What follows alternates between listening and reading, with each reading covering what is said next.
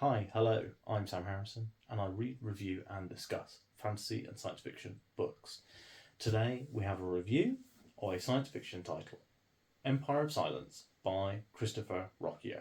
This is the first book in the Sun Eater series, which is an absolute beloved booktube darling. Now, I am recording in about 25 minutes a full spoiler discussion of this book with Ross and Laura from Hardy's Books. So if you are interested in my spoiler thoughts, that will be posted on Wednesday. So 2 days after this is going up, I'll edit the link into the description. So if you're watching this after Wednesday, it will be there. Now, let's talk about this book. This is a proper, as I said, booktube darling. But I felt a little bit differently to the way that a lot of people have been talking about it. That's why I need the beer. So, for a lot of people are saying this is the best science fiction story ever. They're saying this is this is 5 stars. And I'll tell you up front so that you can get mad if you're going to get mad. But for me, this is a 4-star. However, what's it called? What are their swords called? High matter. I was a high matter sword away from 3 stars. And I'm going to tell you why that was. And it is purely expectations versus what was in the book. So what is the book? This is the account written by Hadrian Marlowe, the protagonist, at the end of his life, of the beginning of his life, essentially. So this covers like 3 or 4 years of his life from the time he's around 21, I think, 2021. Hadrian is the firstborn son of a minor lord called an archon, who is he's the ruler of a province of a planet. So I think that we're talking like President of America, sort of. Do you know what I mean? If we're thinking of Earth as the planet, he's very, very high up in the overall system, but he doesn't run the planet. He just runs a very big and very profitable part of it. So Hadrian is his firstborn son, and he and his father are not very alike in many ways. So his father is a very hard man. He's a very cruel and very mean person, whereas Hadrian is a little more he's a little more emotionally available, I guess. And also his main love is scholarly pursuits, is studying. Languages are one of his major loves. So Hadrian is assuming that he's going to inherit the title of Lord and run the precinct is the wrong term. Run the province of Médois. He kind of finds out through a few poor decisions, he didn't have much of his father's favour, but he loses what little he had, and he finds out that his brother his father is intending to make his brother the Lord, and that Hadrian is going to be shipped off to join basically the religious secret police. Now, what happens from there, I won't go into, and even to be honest, what I've gone into isn't on the back of the book. So normally I would try and keep what I'm going to discuss to what's on the back of the book, but the back of the book doesn't really tell you anything about the plot of this book.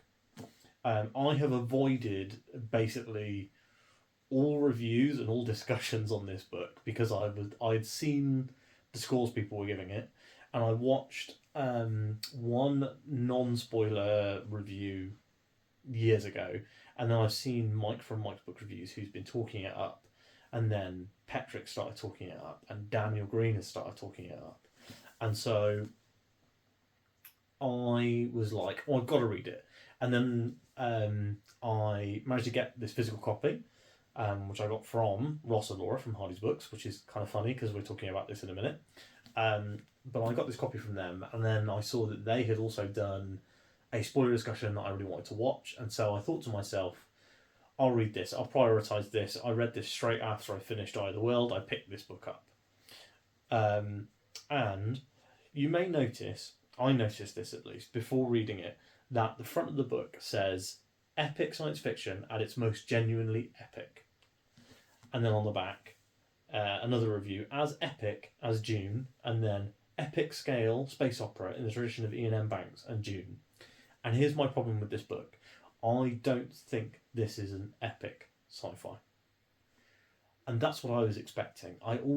There are multiple, I would say, sections of the book, if that makes sense. So Hadrian, during this book, goes to like 4 or 5 locations. And when he is living in each location, there's kind of like a mini story there almost. There is often a beginning, middle, and end to these sections of the book. So none of these sections is really epic. And when I see epic, I think of a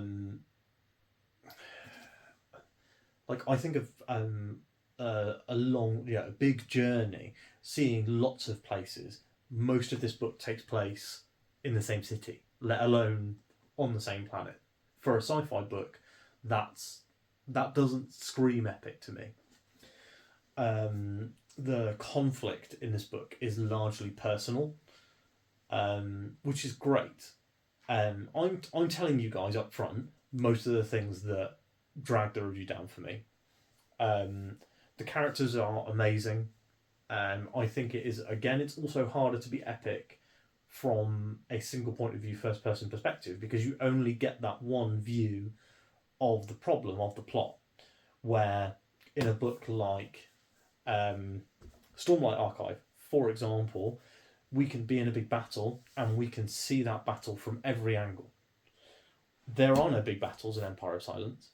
The biggest confrontation is like 10 guys. This is 10 guys.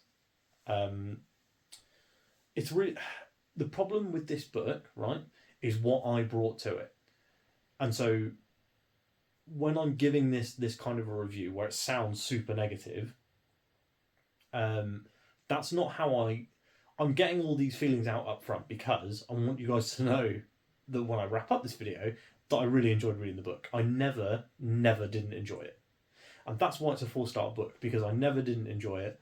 The very end of the book, I got the goosebumps that I often get when I've been reading an amazing book and it has a good ending. And that is what I've come to kind of term the 5-star feeling. And I did get that at the end of this book. But a lot of the book was, for me, teetering between 3 and 4 star. So it didn't become a 5-star book. I can easily see how future books in this series will be 5 stars, because the thing that really grabbed me was the characters are amazing. I really love the characters, especially Hadrian as the narrator and the protagonist. Valka is fantastic.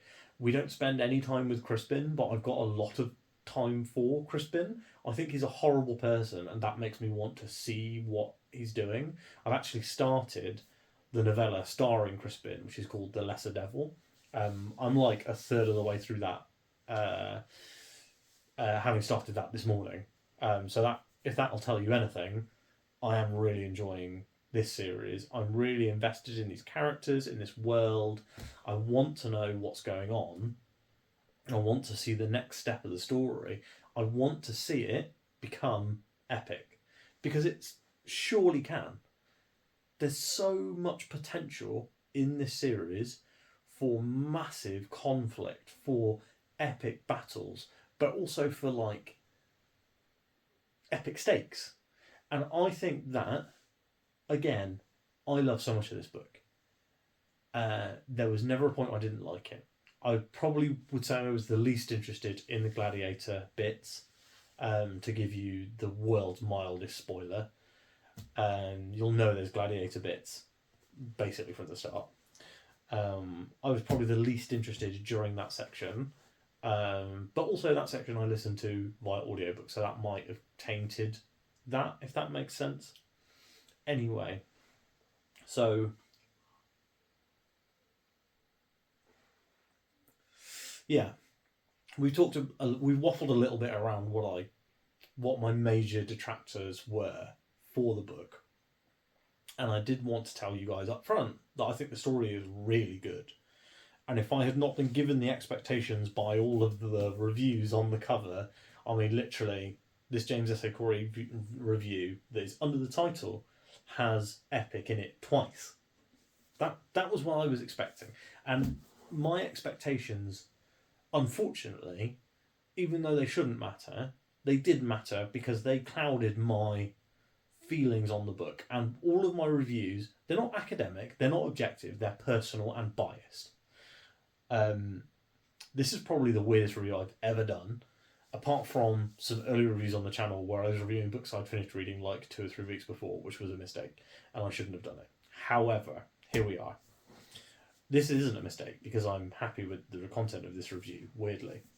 So, let's go into very quickly my categories for the books. So, that was a very, very long preamble for a very short category section. So, the world and the world building is excellent. I want to see more of it. I am way more interested also in Delos than I am in Imesh. So I'm not going to spoil which sections of the books those are, but I can tell you right now I'm much more interested in Delos and the society and the politics there than I am on Imesh, where there is, because on Delos there's way more personal, and there's more history there. I'm really excited by what they find out during the course of the book and what that means for the world building. I am especially intrigued by things like high matter swords, things like the chantry, and I really want to see more of like the military side of and the political side of the empire as a whole, rather than the micro kind of society of just the planet. Characters wise, the only real character that you really get to know and really get to understand is Hadrian. But there's a few, it's quite funny because he often will say things in the book like, and then I never saw that character again. And I was like, oh, well, I was kind of interested in that character. I would have liked to have seen them again. And then other characters that I really like, Valka, obviously. I think there's no one would say they didn't like Valka. I really like Switch. I thought Switch was really interesting. And Cat. Cat was a very tragic character that I thought was written incredibly well. And it was really good to see. I think that Cat was very necessary for Hadrian for his development. And there's actually a section in the book where he says, I wasn't going to tell you about Cat, but I decided that I had to because of what she meant to me. And I thought that was really important. I thought that was really interesting that Ruocchio pointed that out. I am very interested in some of the smaller characters, for example, like the Jadian duelist, whose name escapes me, and a couple of the knights that you meet. The knight that sponsors Valka's expedition, again, whose name escapes me. The Lord Count Balian was really interesting. I thought that kind of the political machinations there were really cool, and the way that he is nowhere near the bastard that Hadrian's father is, but he's kind of his own breed of bastard. They talk a little bit about that in The Lesser Devil, in that Crispin's like, he says in the narration, Crispin's like, oh, I have no illusions that my father would not murder me if it didn't further his ambitions. That's interesting to me. That sort of society, in many ways, written by a lesser author, actually, is the way to say this. By a lesser author, that could be quite boring, because just everyone's awful. But I think that Ruocchio has managed to put so much nuance into these characters, and especially into some of the Palatine characters, that it is really good to see. Let's talk about kind of favourite bits. So definitely the sections with the Cielcin are a real highlight. The sections in the ruins are again a real highlight, and everything before Hadrian leaves the first kind of section of the book. I think that Ruocchio is really smart to be able to turn things on their head, as he does quite well near the beginning, and there's a lot of surprises as we go throughout the book. Hadrian also does the Fitz thing, where he makes terrible decisions and does not frame them as being terrible decisions, which is very funny. And I did like that. I like that from Hadrian. I think the saving grace for this book is that Hadrian is so interesting as a character, and especially because your perspective on him is of a 1,000-year-old man. Like, obviously, Hadrian isn't going to die, so it's like, oh, how does this situation resolve in a way that leaves him alive 1,000 years later? So very, very interesting. So I'd like to talk about pros and cons here now, and I want to talk first about, like I said, the one con is that it's advertised as being epic on the book, and I don't think it's an epic story. I think it's a very personal story. I think it's a fantastic personal story, but I was kind of expecting epic. And for me, that was a con. I assume the comments for this video are going to be bad because people are going to be saying, like, I disagree with you. But honestly, you're free to disagree, and I totally understand if you didn't go in with the expectations that I did, why you would be even more in love with this book. And I did still give this book 4 stars, and I think it's a great book. And I would be shocked if the other books in this series are not 5 stars or better, or better, are not 5-star books. I've already got The Howling Dark literally here, ready to read as soon as February rolls around. It's going to be in my February TBR. My February TBR was going to have The Lesser Devil on it, but I'm reading The Lesser Devil now because the next 2 books that I have don't have the audiobooks. So I need an audiobook running for times when I don't have, when I'm not able to physically read. I usually read an audiobook. So because of that, I need an audiobook. So that's why I'm listening to Lesser Devil. So pros, characters are amazing, world building is incredibly interesting, the science and tech stuff, and I often say in a fantasy book I would be talking about the magic, in a sci-fi book I'm talking about the tech, and I think the tech is really cool in many, many ways, and the suppression of the technology by the Chantry is really interesting, and I am really, really psyched to see where the technology goes in future books when we maybe get out under the thumb of the Chantry. What else to discuss? Cons wise, very little. I would say that I wanted to see a lot more of the universe, and we didn't really get to see much. Most of this takes place in a single city. And so if you've read Red Rising, right, the opening section is amazing, and then there's a kind of bridging section, and then you're like, oh, we're into the next, we're into another section of the book. But that section is just the whole book. And that's kind of how I felt about Empire of Silence, and that was really not what I was expecting. And I rated Red Rising 3 stars the first time I read it.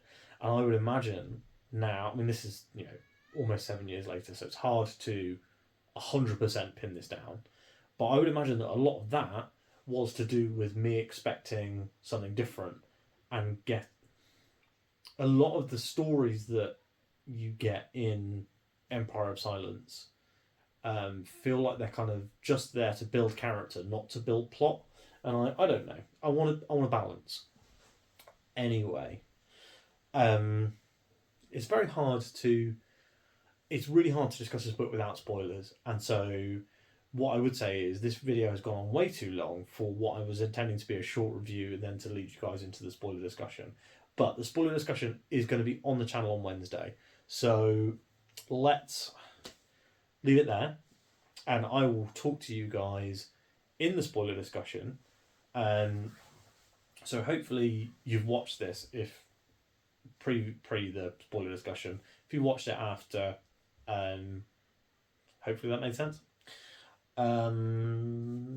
Yeah, let's call it.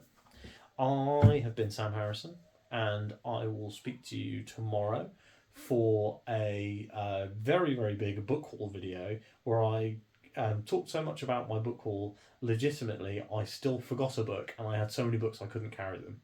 So, and I didn't even cover digital purchases. So tomorrow is book haul. Make sure you give this video a like. As you are going down there to write a comment about how wrong I am about this book, please subscribe to the channel, because you can see how wrong I decide I am as I read more and more and more of this series, as I read Letter Devil and Howling Dark, which I will read Howling Dark in February.